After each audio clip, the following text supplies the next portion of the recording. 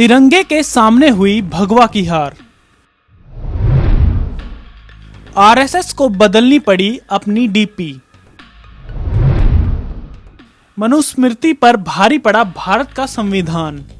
जो कहते रहे हैं कि वो तिरंगे को राष्ट्रीय ध्वज नहीं मानते, जो ऐलान करते हैं कि वो भारत के संविधान को नहीं मानते, जो भारत के संविधान को बदलकर मनुस्मृति का राज कायम करने की साजिश रचते हैं, जिन्होंने कभी अपने मुख्यालय पर भारत का राष्ट्र ध्वज तिरंगा नहीं फहराया, जो भगवे को तिरंगे से ऊपर मानते हैं, आज उनकी हार हुई है। तिरंगे के सामने भगवाधारियों की हार हुई है।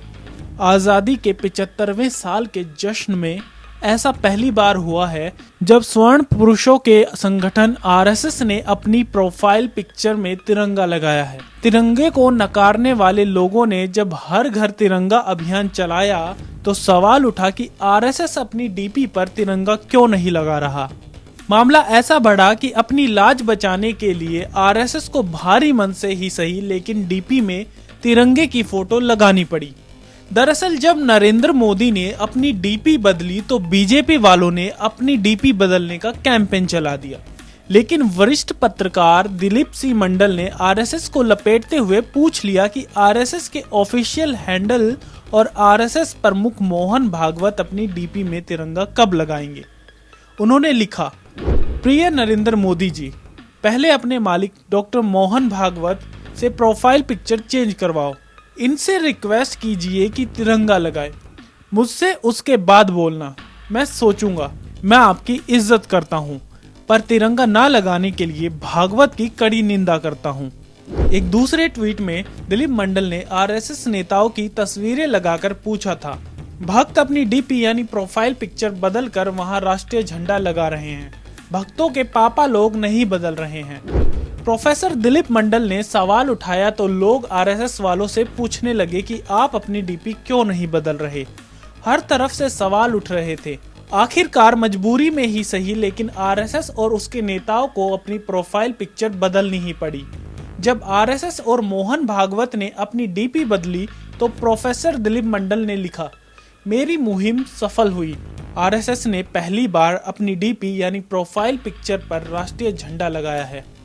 सभी संघियों को बधाई, ये बेहद खुशी का मौका है। इस तरह साबित हुआ कि आरएसएस भी राष्ट्रभक्त है, यानी आरएसएस को झुकना पड़ा।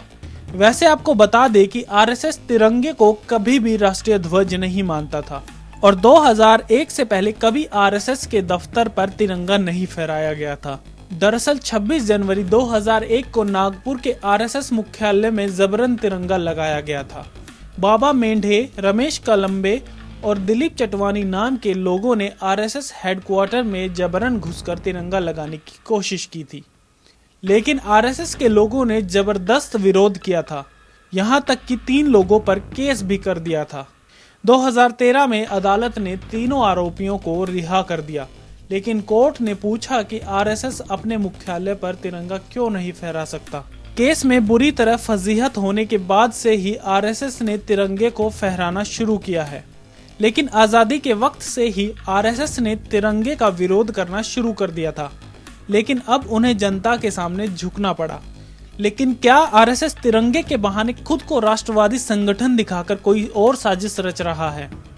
Bureau report, the news beak.